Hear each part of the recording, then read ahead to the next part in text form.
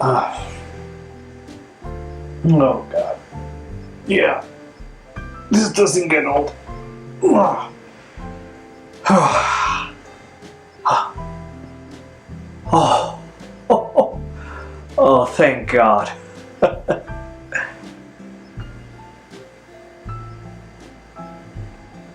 This is new. It was all me. I hope you like it. Oh, buddy.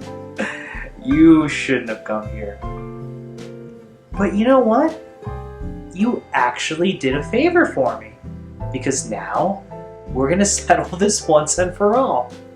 So put up your dukes, because we're gonna handle this mano a mano. Put down your arms. You look like an idiot. I'm actually about to make a deal you will appreciate. What deal would I ever appreciate from you? One that means I'll never bother you again. Go on. You do one more topic for me, and I'll never bother you or your family again. So if I do one more topic for you, I never have to see you again. That is correct. Fuck yeah. Name the topic, buddy. Video game and movie collectibles. You got it, weirdo. Let's kick this asshole out. I have way too many collectibles to talk about, but I figured I'd focus on the highlights of mine, the ones that matter the most to me. First, let's focus on video game collectibles, specifically all these steelbooks I have. Now, I'll be honest, steelbooks are a thing I recently started appreciating. I used to think they were okay, but now I think they're awesome. This Yakuza Kiwami 2 one is incredible. I love the way the outer slip blends in with the steelbook itself.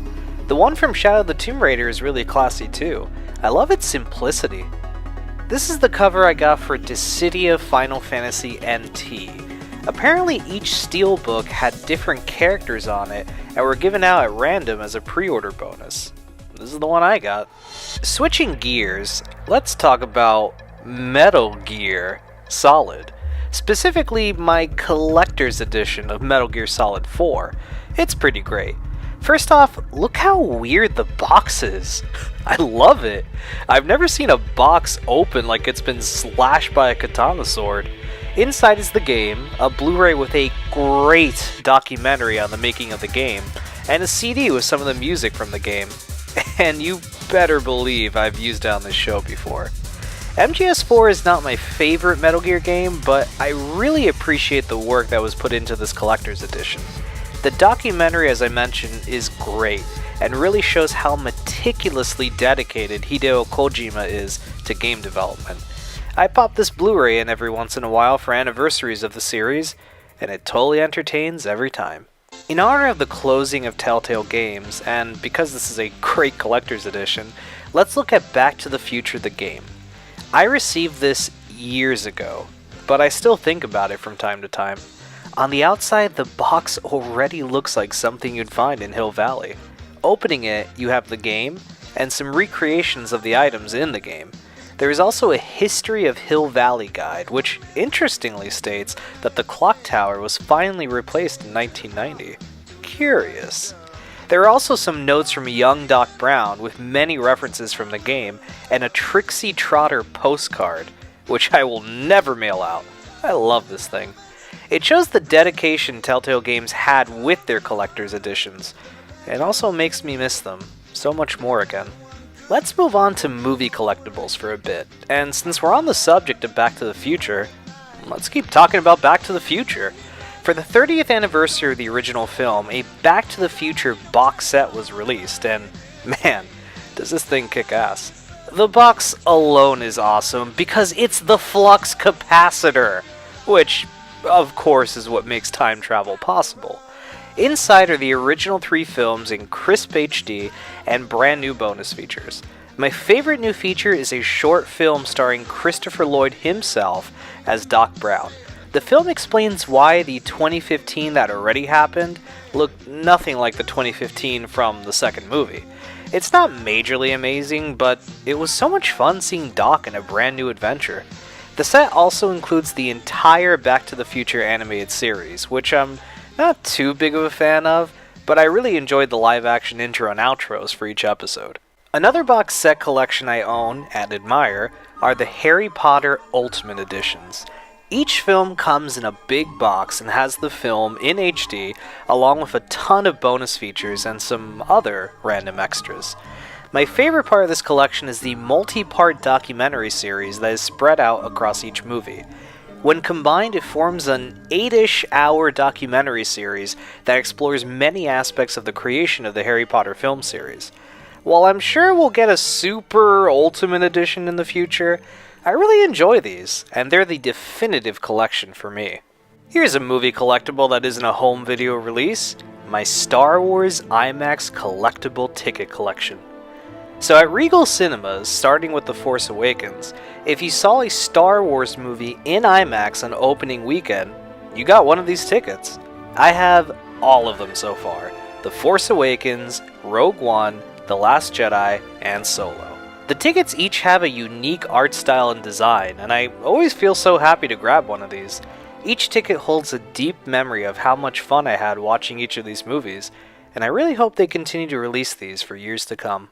There's one last collectible I want to cover, and technically it's not a collectible, in the traditional sense. Sonic Jam was a game I really missed out on when I was younger, since I didn't own a Sega Saturn. For years, it was the missing link in my history of Sonic the Hedgehog that I was never able to explore. Flash forward to circa 2012. I finally bought a used Sega Saturn and was building up my collection when I saw it. Sonic Jam on Amazon for $20. $20. That is a steal. Right now, a used copy of the disc only is $70. My $20 copy had everything. Because of its history to me and the amazing deal I got and how rare it is to find a complete copy of this game, this is my favorite collectible that I always end up admiring when my eyes come across it. And that pretty much covers my thoughts on video game and movie collectibles. Now get out. As promised, I will leave you now. Before I go, I have one last thing to disclose to you. I'm actually not the other RBD guy. I am another RBD guy from another universe. Holy crap. Wait a minute. Then where's the other RBD guy? He's dead. He was trapped in a collapsing, burning building. It would be stupid for anyone to believe he survived that. Yes, of course. I came here for my universe to help you. Help me? You put me through so many trials and transformations during this entire year. And on top of that, you never let me leave my house. I know. The same thing happened to me with another RBD guy who came from another universe to help me. Of course. I did the same things he did to me, to you. And it helped me, my friend. It helped me to not spiral out into an endless scheduled mess of non-creative endeavors. Yeah, that's great and all, but you gave me this gnarly scar. I too bear the same scar. You must return back to the origin of your videos, just as I did. Only then will you go down a pathway that will help you for the better. Goodbye, RBD guy. Oh my god, I don't remember. What did I do this year? I know exactly what he means. I'm serious, honey. I don't remember this year or the fact that I cut my hair. I do have to take it back to the beginning. And I know exactly how I'm gonna do it. I mean, the house is cleaner. Maybe that was my focus. I really stink. What? Becca stinks? What did the RBD guy mean by taking it back to his origins? Why am I still here? Find out all of this and exactly nothing else next year on Retrospectives-Be-Damned! And that's it. Next year is my last year. I am retiring.